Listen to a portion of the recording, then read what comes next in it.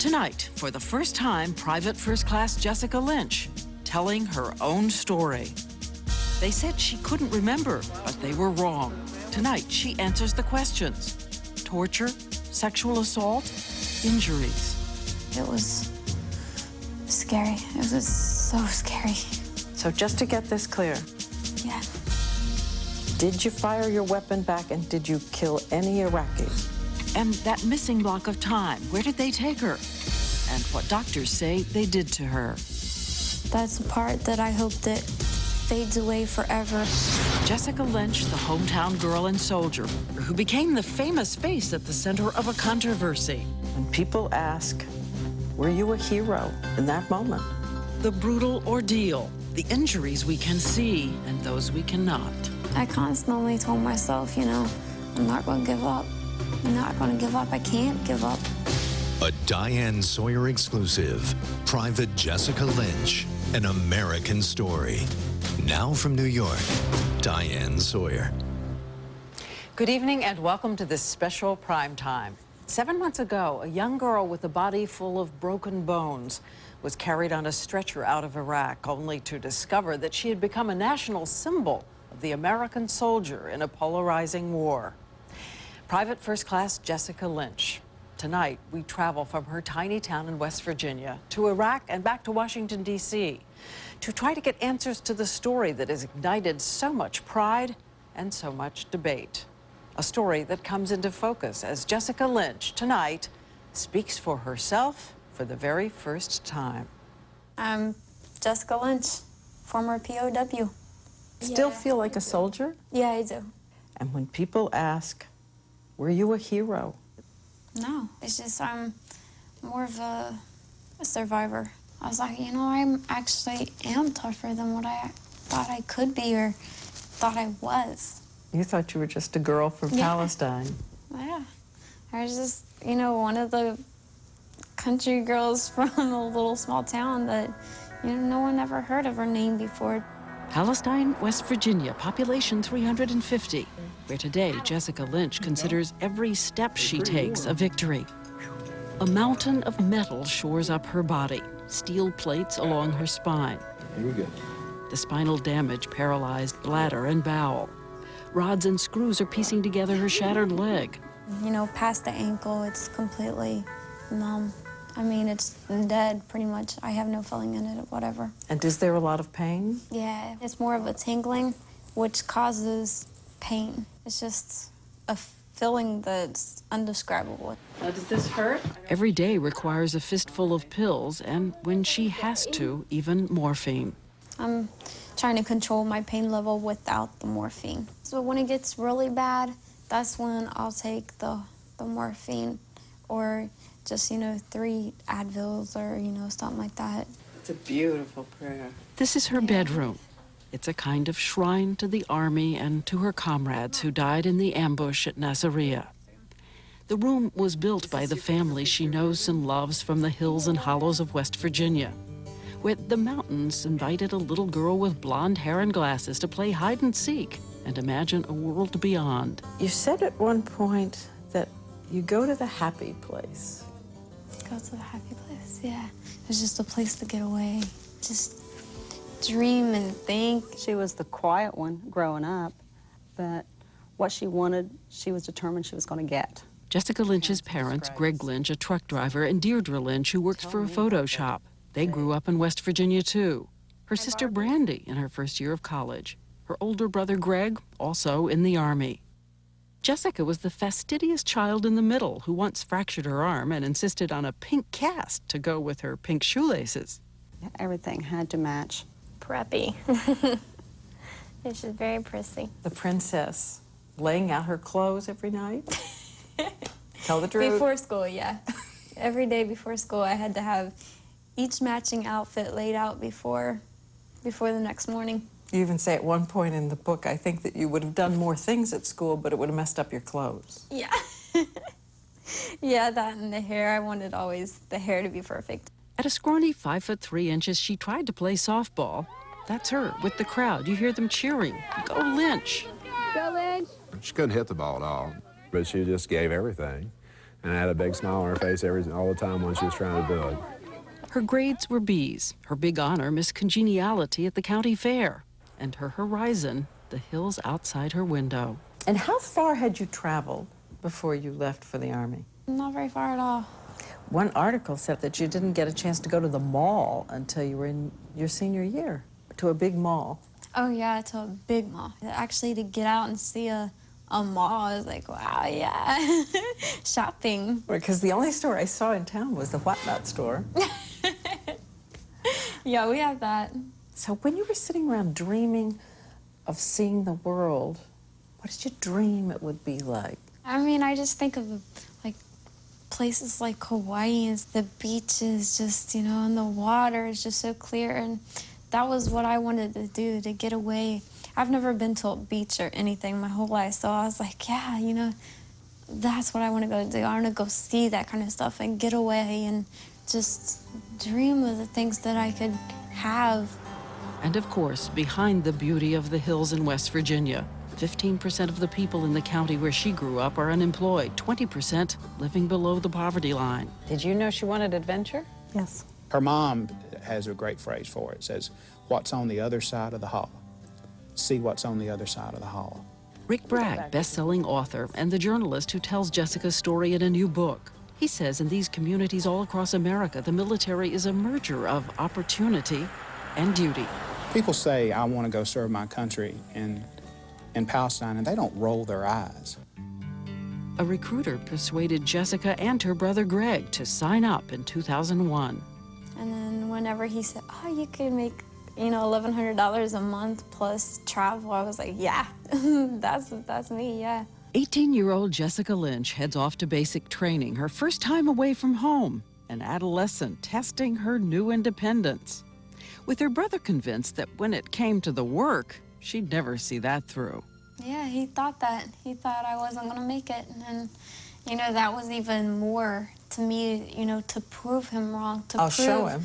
the whole community that I'm not just that little girl that wanted to match clothes, but I wanted to get out and do something with my life too. And your mom is quoted as saying, I was just wondering where she was going to keep like her curling iron and where was she going to put her curling iron?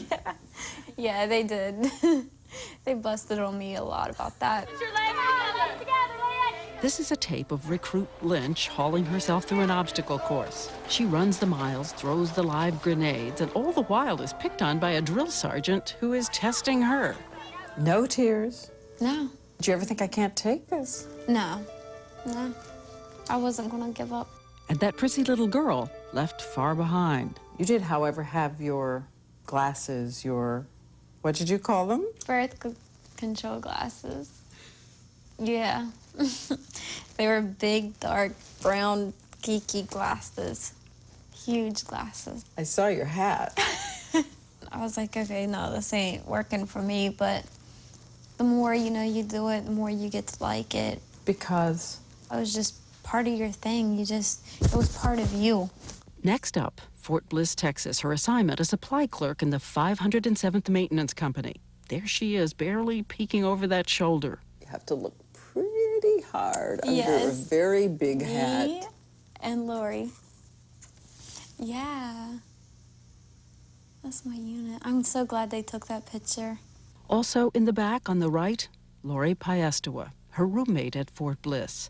A single mother of two, a Native American from the Painted Desert of Arizona. A local news crew happened on Piestewa and asked her if she could handle going to war with her kids at home. Very important to me, like knowing that my family's gonna be taken care of. She was loving, but purposeful and ready. She was confident about herself. She knew what she wanted in life. She knew what she wanted for her kids. She was just so proud. I mean, it was just, wow. It was just something I wanted to be, but I never could. And did you think how remarkable it was that Jessica Lynch from Palestine and Lori Piestewa from the Hopi Nation in Arizona became best friends? Yeah, it was odd. I mean, I would have never thought it because we were so different. They make a promise to look out for each other no matter what happens. You re-upped for 4 more years. Yeah. to go to Hawaii. But 1 month later, word comes that the tiny girl from Palestine will in fact be heading off to support the giant American force assembling on the borders of Iraq.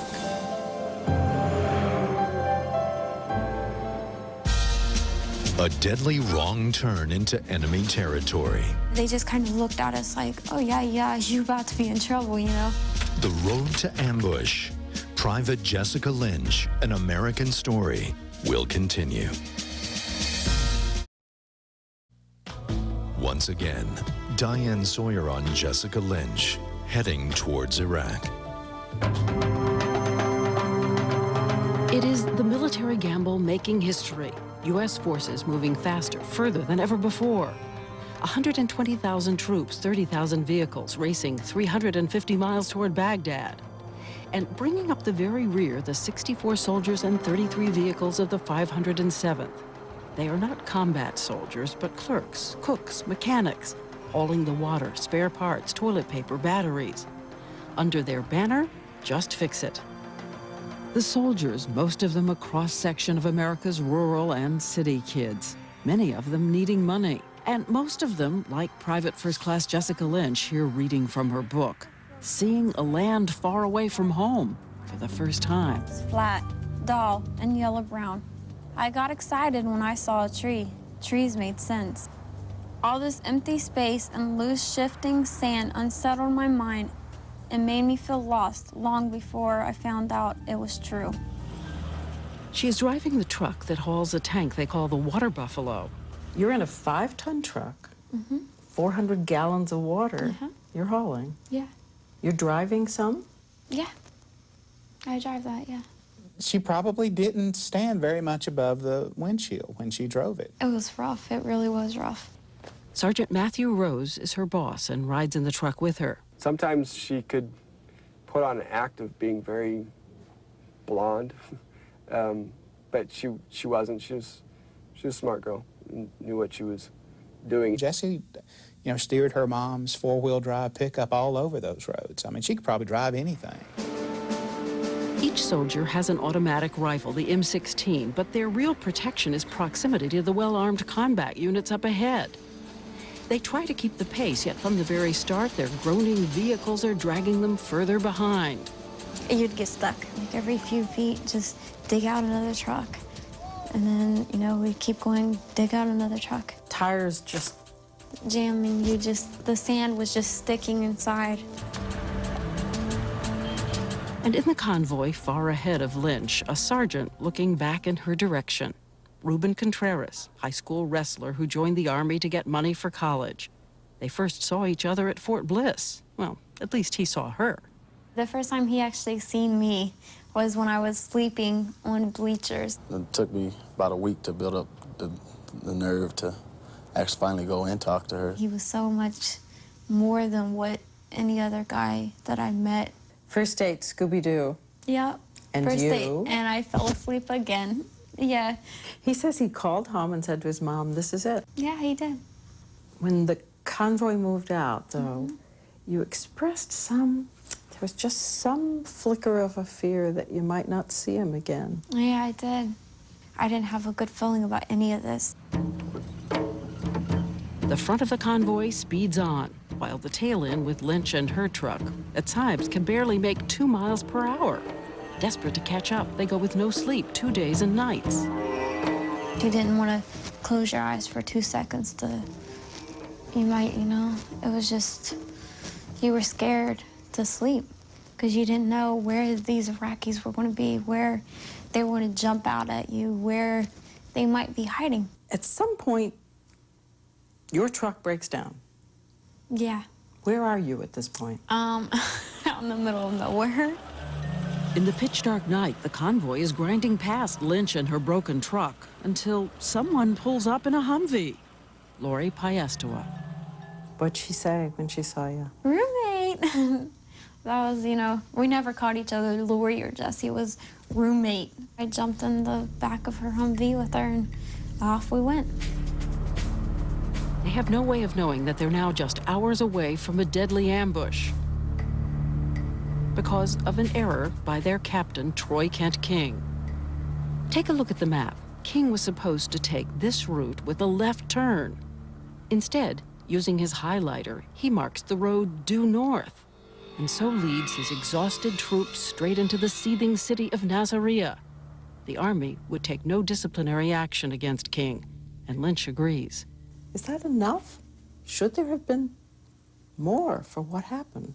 I mean, I agree with him, though. We weren't thinking correctly. It was just, we were so tired. We were hungry. It was just a mistake.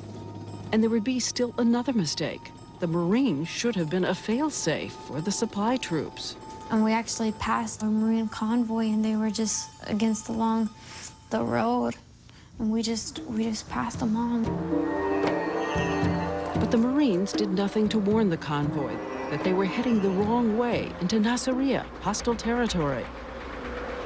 But once our convoy started getting inside, the actual inside of the city, that's when, I mean, there was people just everywhere. They were just, you know. Did they wave? No. Did they stare? Yeah, they just kind of looked at us like, oh, yeah, you about to be in trouble, you know. How'd you find out your gun was jammed? When we were told to lock and load, that's when my weapon jammed. I mean, all the bullets and stuff just jammed up inside. In fact, soldiers up and down the convoy found their weapons jamming. Nearby, First Sergeant Robert Dowdy. He's in charge of those bringing up the very rear. At 38, he's called the old man of the outfit, and he tries to fix her rifle. I gave it to him. I was like, look, can you do something? And, you know, he tried pulling one, but he gave it right back to me. There was one report that First Sergeant Dowdy had even radioed ahead to the captain saying, I think we're lost. I think that's a wrong turn. Yeah. His wife has said that she was given a military briefing, that they told her he had put his bag in front of you. Yeah, there was one of his bags was actually kind of at my feet, so it was kind of protecting me.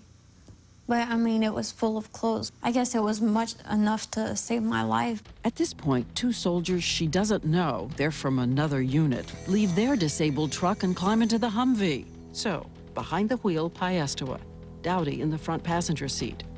On the left side window, Sergeant George Buggs. On the right, Specialist Edward Anguiano. So that kind of put me in the middle on the transmission hump with them on each side of me. So they're on either side of you? Yeah. Weapons locked and loaded? Oh, yeah. And all of them now about to face the deadliest battle of the war. By the way, Jessica Lynch says she'd never been the kind of political person who took a strong position on the war. She just knew that she was going to go and do her duty. They never even expected to see action. Now they drive into the heart of an ambush. Private Jessica Lynch, An American Story will continue.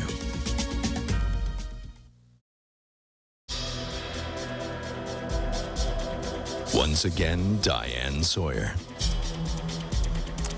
So as the convoy is heading into danger in Nasiriyah, Iraq, no one knows that someday the name of Jessica Lynch will be the one we all know best. And today, a lot of questions have been raised about who should have a book, who should be in the headlines, and what is fairness to all the others who fought and served. Wherever she goes, there are cameras, and then there's the book deal for hundreds of thousands of dollars, though the family turned down a lot more money from network television. In addition, families of other soldiers in that convoy, soldiers who fought and even died, have asked why in this country is all the attention paid to just one young girl. It was good enough for the front pages and the front of the magazines and everything when they thought it was Jessica. But now, it's nothing when it's my son. He was more than a son to me. We could talk, we could relate. He was really my best friend. He gave up his life for them, for me, for his family. He wanted to do this. Do you think it's unfair? You know, they took the same pledge as me. They're over there fighting for their country. They deserve the attention that, yeah, they're American soldiers too. The young girl says she agrees that those soldiers should be the story too. She gets the attention. And we think that our sons and daughters are the heroes. Are they right? Of course they are. Every 19-year-old that crawls into the cab of a truck and drives it into a war is a hero. How can you not be? And indeed, Jessica Lynch dedicates her book to the 11 from the convoy who did not make it out of Iraq alive. And we, too, want to take a minute to remember their faces and their names. Chief Warrant Officer Johnny Matta, who loved adventure. Kathy Dowdy remembers her husband, First Sergeant Robert Dowdy. He's going to put everybody before him, everybody, including his troops. It's the kind of man he is. The best father his son could hope for, Sergeant George Buggs. Arlene Walters remembers her son, Sergeant Donald Walters. He stayed out there and gave up his life for his fellow soldiers. Specialist Jamal Addison dreamed of owning a computer store.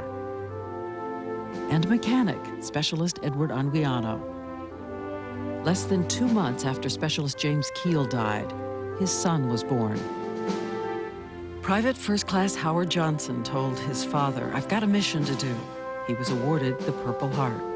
I plan to just wear that daily as long as I'm alive. Private Brandon Sloan dropped out of high school to join the Army. Just before he shipped out, Private Ruben Estrella Soto got engaged. And Private First Class Lori Paestua, 23, Jessica Lynch's friend from the Arizona desert. In all, 394 American soldiers have died since the war with Iraq began.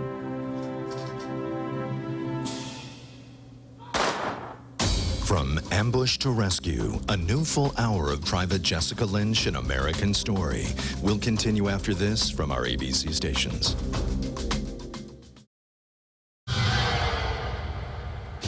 Private First Class Jessica Lynch. The ambush. It was scary. It was just so scary.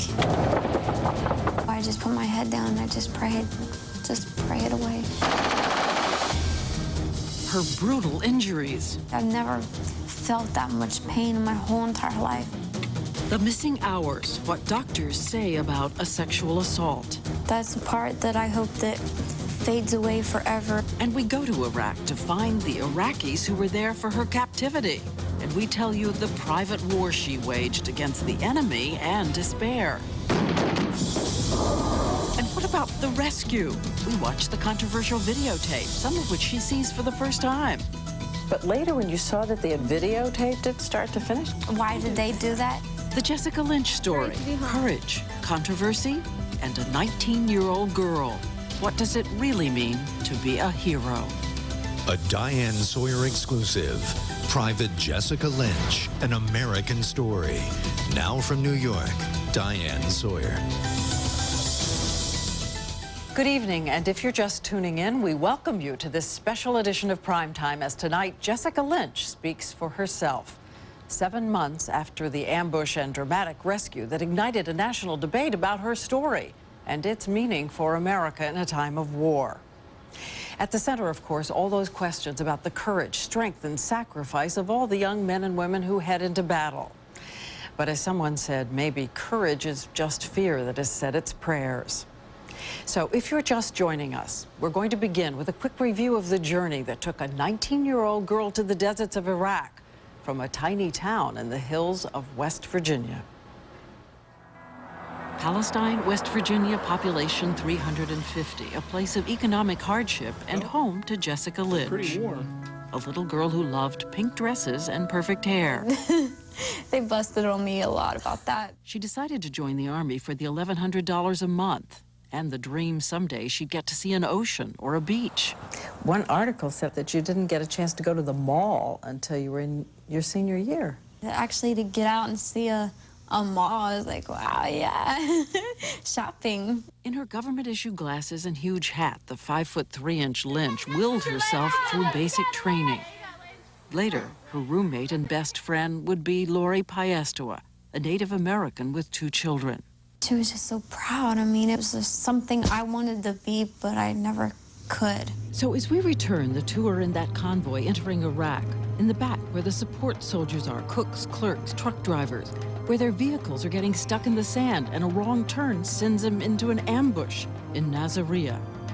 As we said earlier, in the Humvee, Lori Paesta was driving. The senior man in the rear of the convoy, First Sergeant Robert Dowdy in the passenger seat.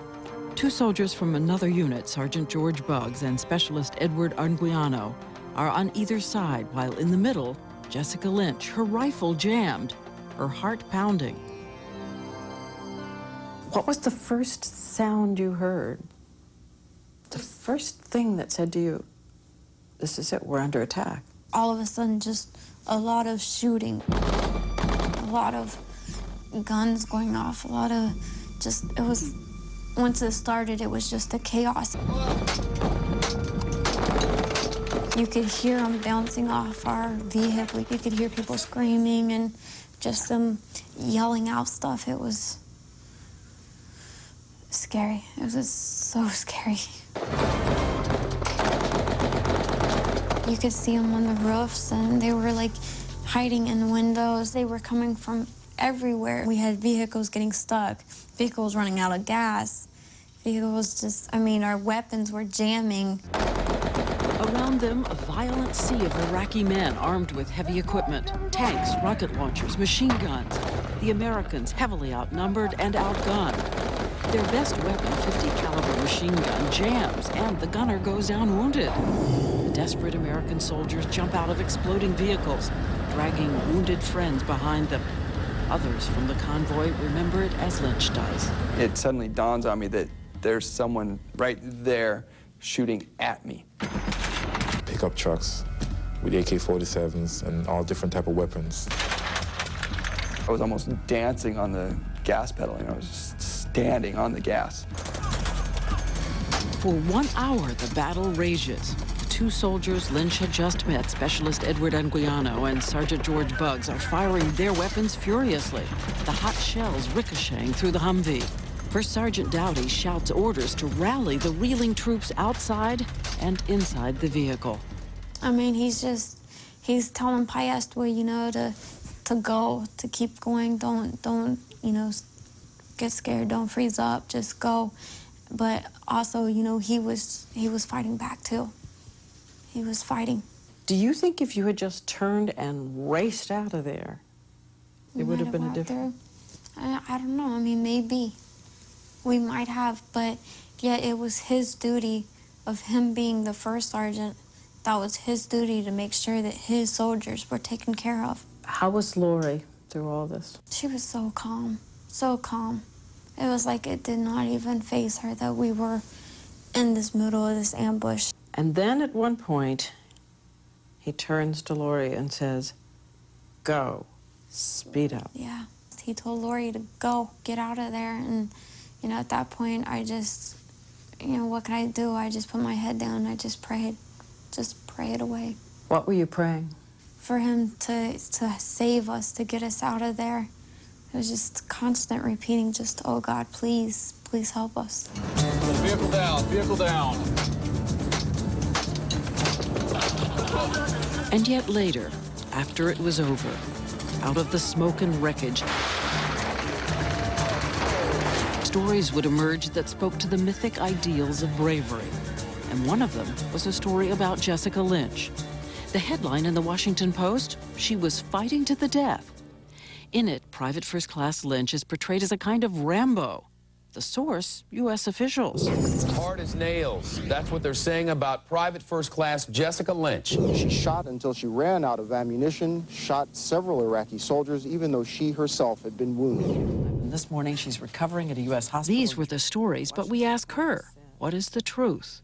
That you had fired your ammunition, that you had gone down fighting, that you had been there killing Iraqis to the end. No. When you heard that people were writing this. Yeah, it hurt. It hurt in a way that people would make up stories that they had no truth about. The other 4 people in my vehicle aren't here to tell that story. So I would have been the only one to have been able to say, yeah, I went down shooting, but I didn't. I did not. Well, you could have just let it go and said nothing. I could have, but I'm not about to take credit for someone or something that I didn't do. And it's possible there is another soldier who does deserve the credit, who went down shot, stabbed, and fighting. Sergeant Donald Walters, whose blonde hair may have been mistaken for Lynch's. And, you know, he was a good man. He was a great person. So just to get this clear. Yeah. Did you fire your weapon back and did you kill any Iraqis? No. No. My weapon did jam and I did not shoot. Not a round, nothing. I mean, I'm ashamed. I'm scared. I was nervous. I mean, every word that you can think of, that's the way I was feeling. But yet I was proud. I was proud to be there. I was proud to serve with every one of those in that vehicle. I was proud to know them. I knew that they were there in my vehicle fighting for me. And so what about the stories of her fighting? Did you go down like somebody said Rambo? No. No. I went down praying to my knees. And then that's the last I remember. A crash, a sound? I didn't hear anything. Blackness. Yeah, it was just black, total blackness. So what happened? The official Army report says that the Humvee carrying Lynch crashed into a jackknife truck at high speed while being strafed by Iraqi gunfire. Sergeant Buggs bled to death. Specialist Anguiano killed on impact. First Sergeant Dowdy crushed. Lori Paestua unconscious with severe head wounds. And also tangled in the wreckage, an unconscious Jessica Lynch. Coming up next, waking up to a nightmare, surrounded by the enemy. I kept repeating, please don't hurt me, please don't hurt me.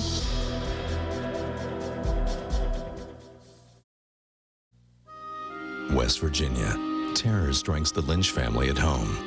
Once again, Diane Sawyer.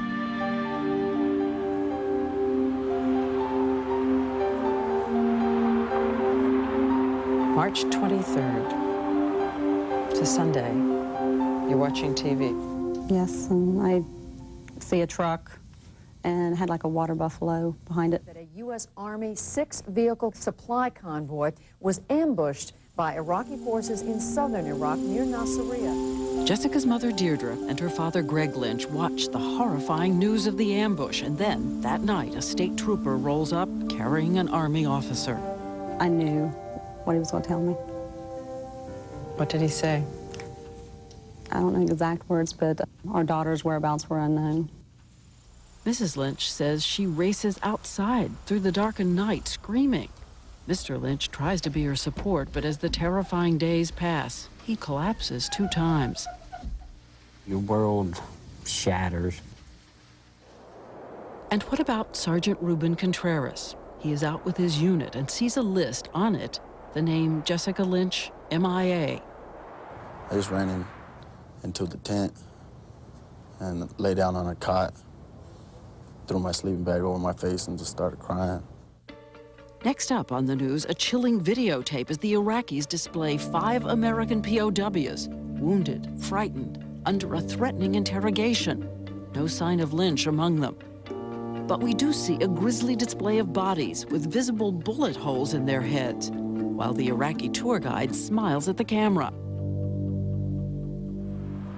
Back in Wirt County, West Virginia, yellow ribbons go up, and so do prayers. How did you make it through? Love and support and prayer from everybody. Prayers for a girl who 6,500 miles away lies unconscious in the heat and dust and wreckage. Lynch's book says 3 hours will pass, and then she opens her eyes. What's the next thing you remember? Waking up in the hospital surrounded by Iraqis. What was your first physical sensation? It was just pain, constant. I mean, I even tried to get up, but I was just flat on my back. I couldn't move anything? Couldn't move anything. Head even? No, it was so horrible. Like, I've never felt that much pain in my whole entire life. It was from my foot to my other foot to my legs to my arms to my back to my head. I knew that If I felt that pain, then at least my legs, arms, head, back, everything was still attached. But I seriously thought I was going to be paralyzed for the rest of my life. Her first words to an Iraqi doctor. I kept repeating, please don't hurt me, please don't hurt me. We found that doctor, Adnan Musharafawi, commander of the military hospital just 5 minutes from the ambush. I assured her that we will not hurt her, and she is in hospital now. Did you believe them? No. I mean, who would, though? I mean, if you were surrounded by a whole hospital of Iraqis, would you believe them? The doctor told us there is no question that Lynch was dying. At least once he had to bring her back to life. Her left leg completely shattered below the knee, her foot crushed to splinters, her right arm broken at the shoulder and again below, her spine fractured in 2 places, a lacerating wound to her head. And then the order comes from local Iraqi officials to take the wounded American to a hospital in town, 13 minutes away. They took me from that hospital to another hospital where they took me into a room. It was complete darkness because the lights and everything were out. You thought that they were going to take you someplace and torture you. She tells the doctor her fear of Saddam Hussein. And they said back to you, don't say that name. Yeah, they told me, don't say that name in this hospital. The doctors are frightened that Saddam Hussein's name will incite the deadly Fedayeen, who have a command post in the basement of the hospital. Even so, they struggle to stabilize the foreign girl near death in severe shock with horrible injuries. I heard that they were about to amputate my leg. They were talking in English? Mm-hmm. I actually heard them say that, they were amputating my leg. Did they tell you why? No. This whole left leg from the femur to the foot just completely destroyed. So, I mean, that's the only reason that they would do that. Iraqi doctors deny to us they actually planned an amputation. But Lynch insists in some context the word was mentioned. I started crying and screaming and just doing everything that I could to get them the mask away from my mouth. And they just backed off. I mean, they just stopped. Outside, the Battle of Nasiriyah is still raging, with the Iraqis setting traps for the vulnerable Americans. The Iraqis pretend to surrender and then open fire. While in the hospital bed, as the hours and then the days pass, the girl so famous for her determination in West Virginia wages her own solitary war. I was afraid to sleep again. I was afraid of what they might do to me or what. It was a scary thought. I did not want to be sleeping, but yet I was so tired that I would just keep dozing off, and I was forcing myself to stay awake. Told them you were on a hunger strike? Yeah, I wouldn't eat any of their stuff. You would only eat orange juice and crackers? Yeah, but I had to see them open it. Because you thought they might poison me.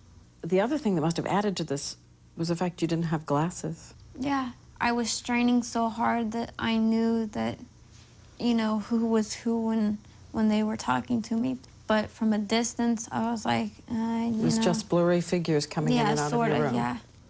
Never much of a crier, she says. She even rations her tears. Just for pain. But I was afraid to actually let it all out, like emotionally just, cry. Because I was afraid, okay, if I do that, they're going to see that I am so weak, that I'm so terrified of them that, they're going to win. By now, a week has passed. She's wasting down to 70 pounds. Her bladder and bowel paralyzed from her spinal injury. Her pain at the break point. And the pledge that you take, where you agree to face fear, danger, and adversity with courage. I constantly told myself, I'm not going to give up. I'm not going to give up. I can't give up. There was no way that I was going to just quit. Couldn't do it. I wanted to survive. What did you think about? I wanted to go to Taco Bell and all the fast food restaurants. I was so hungry, so hungry. Hungry, too, for her old friends. I was thinking about the family, being back home. Ruben, Lori, want to know how they were doing. Not knowing that days earlier, right after the ambush, in a hospital room near hers, Lori Paestua had died. When we return, a mission is launched. I thought, oh, you know, here it comes. They're about to kill me. It's, you know, it's about to happen. Instead, a daring rescue in the middle of the night that made news around the world.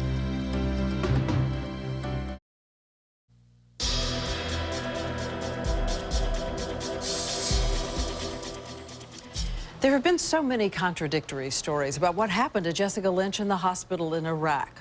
We're going to turn now to all those headlines from a man named Mohammed, who even had a TV movie of his story. In a recent network movie, a man named Mohammed tells a story of his brave role in the rescue of Private Lynch.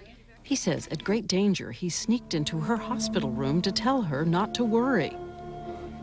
He says he saw a black-clad Fedayeen standing over her and slapping her repeatedly because he didn't like the answers to his questions. Here's what Jessica Lynch says about that. Did it happen? No. From the time I woke up in that hospital, no one beat me, no one slapped me, no one, nothing. You're sure? How can you be sure? When I was conscious, I know that did not happen. I know that did not happen. And maybe it did happen when I was unconscious, but why would you slap someone while they're unconscious trying to give them answers, you know? He also says that at one point he came up to you and that he said to you that he was going to get you help. Don't worry. No, I don't remember that either. He's got a television movie. I heard. So how do you feel about him? I'm grateful for whatever he did to get me help. You know, I'm so grateful and thankful for that. I'm just saying I don't remember him. I don't know if he was there. I don't remember any of that. And today, the doctors and nurses at the hospital in Nasiriyah are indignant about Mohammed's account, saying he's out for himself. He's a big liar and should be hung by his ears. They told us they watched Lynch day and night, and no black-clad Fedayeen bullied her. Her only guard was a low-level watchman. They also tell how so many of them worked extra shifts to help her, while caring for hundreds of wounded Iraqi casualties a day. We treated her very well, and we saved her life. And Lynch, too, has memories of their kindness, of the nurse who brought her clothing. We are here to help her, and we are like a family to her, so nobody will hurt her. And another nurse, she says, sang her a lullaby and rubbed her with talc. And she also remembers that the doctors undertook a daring plan to hand her over to U.S. troops, sneaking her into an ambulance. He actually spoke English to me. We're trying to give you back to the Americans. They just put like a little cloth screen sheet kind of like over my face. They put me in the ambulance and they took me. And then I heard, you know, the bullet shots and stuff. They were forced to turn back, the Americans firing at them, fearing that the ambulance was a suicide bomber. So we decided to go to Iraq to try to find the doctors and bring back photos and messages from those who took care of Lynch over the 9 terrifying days. It is a bed filled with sand to ease bed sores. It's the only one they had, and they gave it to her. Recognize it? Yeah. It is the first time in 7 months she sees this room. Yeah, that's the bed I was in. Of course, it was all, the mattress and stuff was all blowed up. And the little trapeze thing is what I was trying to pull myself up, but couldn't. I had no way of getting up. Today, it is called the Nasiriyah General Hospital, a bustling facility fully staffed by many of the same doctors and nurses who tried to help Lynch. We find the nurse she mentioned who brought her clothing. I loved her. I mean, she was just, there was something about her that made me feel like I was safe. And remember the elderly nurse who rubbed her with talc and sang a lullaby? We found her too. We asked the nurse, even though she was embarrassed by it, would she sing that lullaby again? The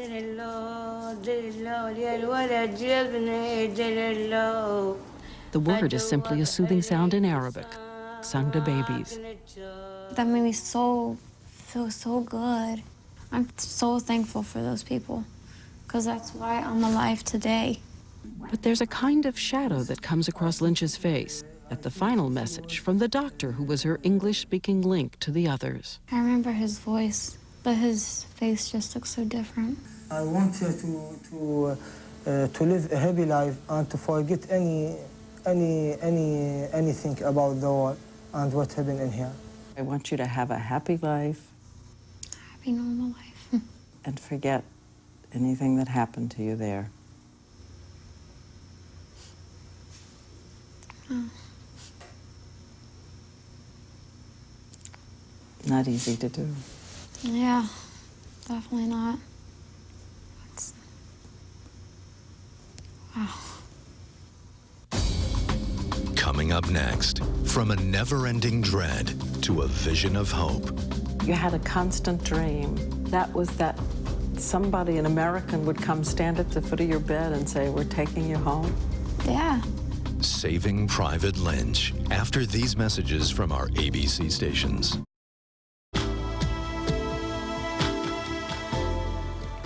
And now, the rescue of Jessica Lynch. It was April the 1st, and it's hard to remember how frightened Americans were at that time, how badly the war seemed to be going.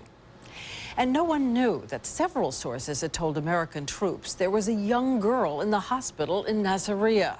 Intense planning would lead to a dramatic event, the first time a POW had been brought back from behind enemy lines since World War II. It would also become a drama that put Pentagon credibility on the line. In the dark night of April 1st, scores of Navy SEALs, Army Rangers, Marines, Air Force pilots silently move into position. The first step, special forces cut the power to the city of Nasiriyah. Then, across town, U.S. forces begin a firefight, setting off an explosion. It's just a diversion. Minutes later, helicopters move in over the Saddam Hussein hospital, landing right in front, within the gates. And in a room on the second floor, Jessica Lynch is awake. What is the first sound you hear on April the 1st? I started hearing helicopters, and then there was just a bunch of gunshots. And you thought it was Iraqi or American what? I hoped for it to be Americans, but I didn't know it. And that's when I started to really panic. And then I heard them say something about where's PSC Jessica Lynch. She still knows that one word from Saddam Hussein and she would be executed. A nurse called Sahab was in her room, and he was panicked too. They were like giants, with lights on their heads and on their guns. We didn't know what they were going to do with us. They were yelling, "Where's Jessica? Where's Jessica?" And then I thought, oh, you know, here it comes. They're about to kill me. It's, you know, it's about to happen. And then, you know, the Americans... Even though it was English, you thought... Yeah, it was just, I was preparing myself for the worst. And then once I saw, you know, the guys come in, and I was like, okay, they don't look Iraqi. And I actually had to, you know, see that it says U.S. Army on their uniform. And what was the first thing he said to you, and what did you say to him? You know, he said, you know, we're American soldiers, we're here to take you home and stuff. I was like, yeah, I'm an American soldier too. It was obviously a dumb thing to say, I'm an American soldier too, but it was the first thing that came out of my mind. One guy actually ripped off the American flag off his suit and handed it to me, and I would not let go of his hand.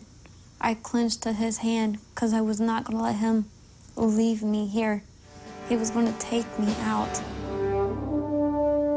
We play the tape of the rescue. Jessica Lynch says she's seeing some of it for the first time. I haven't seen any of this. Yeah. Yeah, I do remember that guy tripping too. You do? Mm-hmm. And once I got into the helicopter, I still had a hold of that guy's hand. I would not let go of him. You're doing great, Jessica. You're doing wonderful, okay? Welcome back. Were you trying to smile? What were you doing? I didn't even know they had a camera, so I was not trying to smile or anything. You still look wary of them a little bit, am I wrong? Yeah. Are you just in Scared. Stunned. Yeah, still scared, nervous. I kept, telling them I'm hurting, I'm hurting, I'm in pain. And of course they knew that, and they were trying to help me. I actually felt, oh my God, this is real. I'm going home. Back in West Virginia, at 6 p.m., the phone rings. It's the Defense Department. I actually answered the phone, and I gave it to Dad for Dad to take it. It says in the book, you started screaming on April 1st, they found my baby. Yes. And I'm proud to be an American. Somebody starts playing God Bless the USA as all of Palestine takes to the streets. And of course, we ran in to watch the television because they said it was going to come across the television. And U.S. Special Forces rescued soldier is 19-year-old Jessica Lynch. When she is safe, she's been retrieved, and some brave souls put their lives on the line to make this happen. This now famous rescue is the event that would soon become a kind of Rorschach test for polarized American feelings about the war, with critics saying that the Pentagon used excessive force at the hospital, since everyone should have known the Fedayeen had already fled. This was a script made for Hollywood. Everyone was ready for a story of heroism. People were seduced. Now we hear that it may have been less dangerous. People ran with information that they shouldn't have. There were even accusations of staging for the drama. One Iraqi doctor called it something out of Hollywood. That this was just Hollywood stuff. They didn't have to use maximum force. They had no resistance of any kind, and that this was all done and filmed to have a good story to tell in the middle of a very, very dicey and worrying war. Yeah. I don't think it happened quite like that, though. Anyone with, in that kind of situation would obviously go in with force, not knowing who was on the other side of the door. The Iraqi doctors have said, in fact, they could have walked right in. We were their friends. They didn't know that. The military would not have known that. There's no way you could have walked in a building and knowing that there was no resistance there. ABC News' Jack McQuethy has questioned the military about the Jessica Lynch story. He says the Pentagon does heatedly insist there was no way to know if that hospital was safe. It could have been an Iraqi trap. McQuethy also asked about the Washington Post story, which the Defense Department did not correct. Army leadership made a decision after Jessica Lynch had been rescued not to set the public record straight and to come in public and say, well, she didn't do the things that had been attributed to her, would, in their view, have discredited her in a way that they did not feel was in anyone's best interest. So what did they do? They clammed up. And finally, what about the unusual release of the Special Forces video? McQuethy confirms it was just irresistible, positive PR. It was a good news story, and therefore they wanted to get it out quickly. Later, when you saw that they had videotaped it start to finish, did you say, oh, why did they do that? Yeah, but I don't know why they did that. Does it bother you at all? Yeah, it does.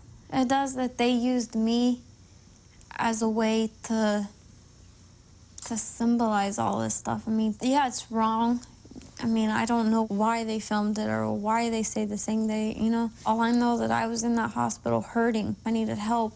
I wanted out of there. It didn't matter to me if they would have, came in skirts and blank guns. It wouldn't have mattered to me. I wanted out of there. And nobody questions that the men and women who mounted that rescue did it with courage and dedication. Not just for the return of Private Lynch, but the 11 bodies the Special Forces found in a grave near the hospital and returned to their families. And as of tonight, none of the commandos who rescued Private Lynch will comment or release their names, saying only they remain true to their vow, never to leave a fallen comrade behind. So they are heroes to you? Yeah, I mean, they're the ones that came in, they rescued me. Those are my heroes. Those are my true fact heroes. They risked their life. They are my heroes.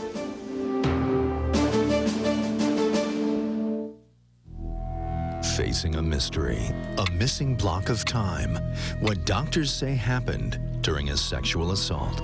That's the part that I hope that fades away forever. When we come back. Since her rescue, Jessica Lynch has been through so many painful surgeries, most of them while clutching a teddy bear. But her book suggests that in addition to the wounds we know about, there might have been another wound so brutal that there's nothing that can reach into her memory to make it heal. This is home video from months ago, taken by Jessica Lynch's mother at Walter Reed Hospital in Washington, as her daughter was just beginning to put pressure on her smashed spine and foot. Another of her friends from the 507th had flown in to be at her side, Corporal Regina Bacon.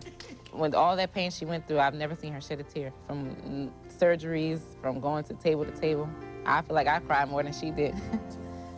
That proves that Jessica, she's very tough. Lynch can now take 40 steps without crutches. Excellent. I gotta keep telling myself, yeah, I can do this, I can. Dance with me. Her spine is still damaged, no one knows how long. You say that because of the injury in your spine, that your kidneys, bowels weren't working properly. They tried to stimulate them electronically. Didn't work. It was devastating. Yeah, it is devastating. No, it didn't work. What now? Just time. Time will tell if it comes back or not. Are you ready? Ready. Whatever her visible injuries, her book tells of yet another one. Something, it says, that could have happened in a period she doesn't remember, in the time before the hospital and right after the crash. The exact words that the medical record shows, quote, she was a victim of anal sexual assault. That her body armor and bloody uniform were found in a house near the ambush site. I spoke with Dr. Greg Argyros, Lynch's doctor at Walter Reed, who told me there is, of course, an element of speculation, but confirmed that the medical record from her first examination by American doctors in Germany does show agreement by physicians on, quote, the traumatic nature of her perianal lesions. Lynch and her family remember the day the doctors brought them this news. It was just, like they were speaking, but they weren't speaking to me. The family asked if I approached the subject with her to do it without graphic words. What did you think when you heard it? I just remember, looking off into space, not reacting to anything. Was it a hard decision to put it in the book? Yeah, it was, because I have no memory of that, and I don't want people to look at me in a shameful way, which I had no control over if it did even in fact happen. But, if it did happen, then people need to know that that's what kind of people that they are, and that's how they treat the female soldiers that are over there. Rick Bragg, the author of the book, says Jessica did have reservations about putting these passages in. Why did you decide to put in those paragraphs about what happened in those 3 hours? Well, I think we had to. Why? Because to leave it out would leave out the consequence. You could have written a fairy tale about the princess goes off to war. That's like watching old war movies when people get shot and they don't bleed, or people get hit in the jaw and they don't fall down. Jessica got hit in the jaw and fell down. For their part, the doctors in Iraq say that the American military physicians simply must have it wrong. No acute signs of rape. While the Iraqi doctors admit they did not examine Lynch for rape specifically, they insist they saw no evidence of sexual assault while preparing her for surgery. And as for her clothing, the Iraqis say, if it was found in other locations away from the ambush, it was probably looted for souvenirs from the bombed-out military hospital. You really wonder whether it happened? You don't necessarily believe it? It's all kind of questionable. It's all too painful. Any chance that the military spin artists are spinning you? Look, I don't think so, because I don't think any of this helps them. To make her, I guess, more in need of rescue, to make the Iraqis more the enemy? Why not leak it out at the beginning, if that's true, so they could have milked it all along? And indeed, 2 other POWs have now confirmed that during their captivity, they were brutally beaten. So once again, the question, is there something buried in Jessica Lynch's memory? Is it work to keep it from coming back? Do you think sometimes do you feel some No. memory you don't want coming back and you have to fight it away? No. I don't want to have any at all memory ever for that to come back so I can remember that. I don't want that. That's the part that I hope that fades away forever and I never, ever, recall any of that. Jessica's parents, Mr. and Mrs. Lynch, say that they want to express gratitude for all her hospital care, from Walter Reed to Germany to the Fisher House, where they stayed in D.C. And they say that they continue to support the war, despite everything that happened to their daughter. When we come back, memories to keep going home. I had no idea that, that community could come out and have so much love and support for just one person that probably half of them didn't even know. It still brings a smile to her family's face that in her first call after her rescue, Jessica Lynch wondered if her story might make the Wirt County paper, a small weekly back home. She had no idea.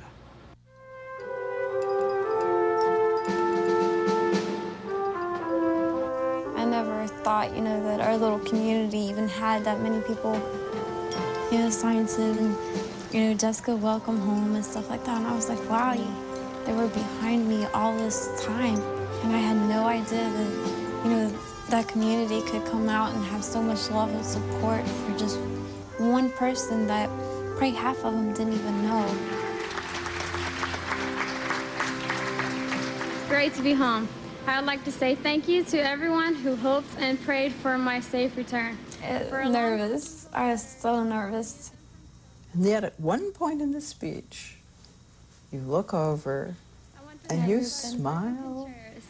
Reuben, you never let me give up. She was looking at Sergeant Reuben Contreras, who says he remembers seeing her for the first time after she returned alive. I wanted to hug her, but I didn't really know how much pain she was in. You're my inspiration, and I love you. I love him so much. I just want him to know that. Reuben said to us, you're going to be married in June. Mm-hmm. Do we have a scoop here? Yeah.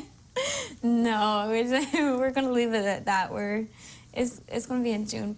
In the meantime, Lynch is still living in the house expanded by the local community, who came up with $50,000 of their own money to do it. She says she's starting a foundation for military children and for those nearby. I want to do something for the whole community just to show them that I appreciate everything that they've done for me. Communities all over this nation that send their children off to become heroes. Children like Jessica Lynch, who don't know what's ahead when they pledge allegiance to the flag. One nation, under God, indivisible, which you thought sounded like? Invisible. Yeah, at that time I did think. I thought it said invisible.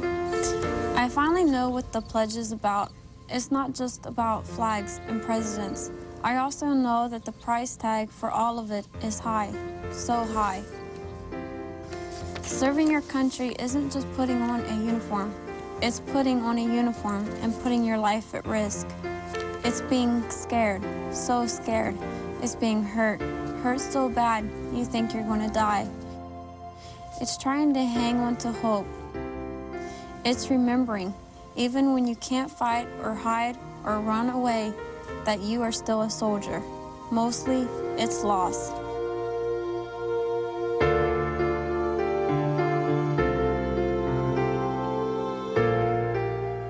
It's losing someone you love, like I lost Lori Payesto, my friend. My heroes are Lori, the soldiers that are over there, the soldiers that were in that car beside me, the ones that came and rescued me. I don't look at myself as a hero. I'm just a survivor. And that's it for us on this very special Veterans Day. We'll see you again this coming Thursday for another edition of Primetime. Good night.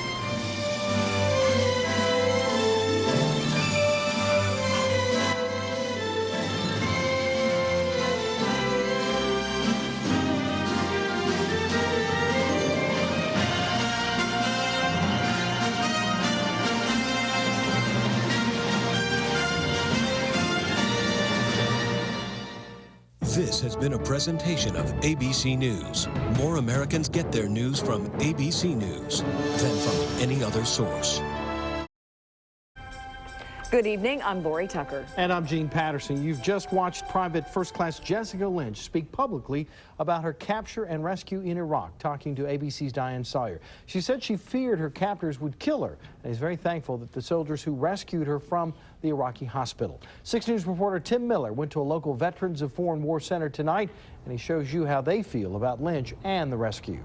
Well, Gene, this is VFW Post 1733 on North 4th Avenue here in North Knoxville. There are still some veterans here tonight, and they did watch closely that interview with Jessica Lynch. The vets that we talked to say that this was a great way to wrap up Veterans Day, to hear and see a young, brave soldier who put her life on the line for her country. Now, all of these veterans tell us they feel Jessica Lynch is very lucky to be alive, and they're very proud of the soldiers who went into that hospital and rescued her there in Iraq. Now, we talked to Vietnam vet Carl Ravey, whose father fought in World War II and whose grandfather fought in World War I, and also to another Vietnam vet, Cliff Fitzsimmons, who is very proud and admires Jessica and all soldiers and veterans of this country. You always have your friends, you always have that feeling, you always know they're there, but it just doesn't happen every time. And she's a very lucky person to let it happen to her. And I'm glad it did. Well, I think she typifies the American military today. She's a very courageous young lady who has not given up and puts forth all the effort to recover and become another good citizen. And those veterans also told us this interview with Jessica Lynch tonight was great for the military because it really shows people what soldiers go through while they're in combat. And those veterans also say they're very proud and happy to see young men and women like Jessica fighting for our country in Iraq, Afghanistan, and everywhere else where they're needed today.